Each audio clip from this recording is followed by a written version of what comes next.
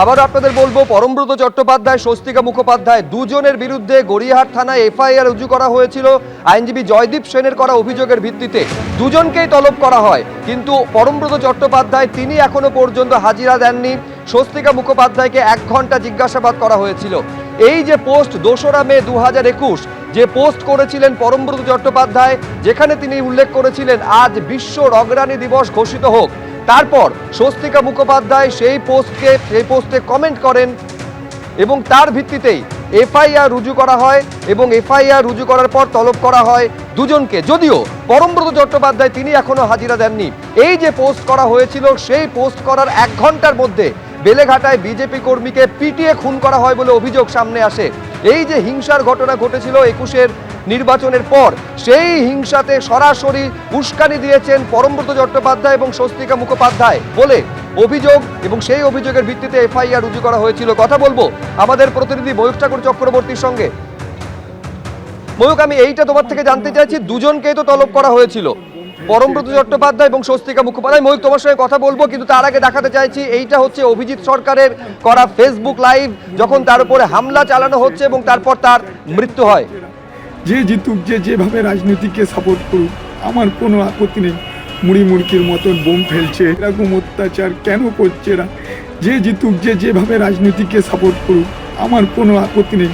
মুড়ি মুড়কির মতন বোম ফেলছে, এরকম অত্যাচার কেন করছে এরা? যে জিতুক, যে যেভাবে রাজনীতিকে সাপোর্ট করুক, আমার কোনো আপত্তি নেই। মুড়ি মুড়কির মতন বোম ফেলছে, এরকম অত্যাচার কেন করছে এরা? যে জিতুক, যে যেভাবে রাজনীতিকে সাপোর্ট করুক, আমার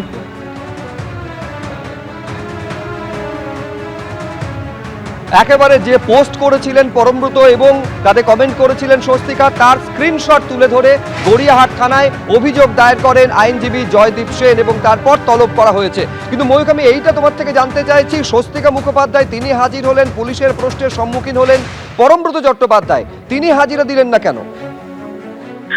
দেখো, পরমব্রত চট্টোপাধ্যায় এখনো পর্যন্ত আসেননি গড়িয়াহাট থানায়। তিনি হয়তো পরবর্তী ক্ষেত্রে আসবেন, তিনি তার আইনি পরামর্শ নিচ্ছেন।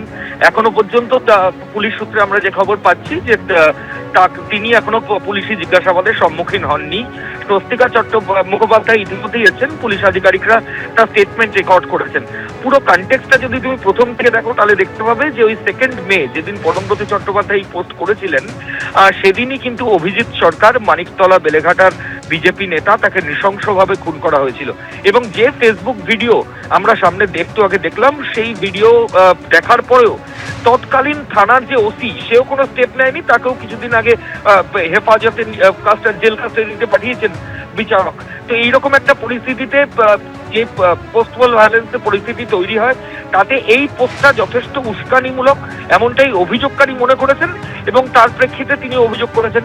এবং অভিযোগের সারবত্তা দেখে পুলিশ আধিকারিকরা মনে করেছেন যে জামিন অযোগ্য ধারা দেওয়া যায় এবং সেই মোতাবেক জামিন অযোগ্য ধারায় এফআইআর হয়েছে।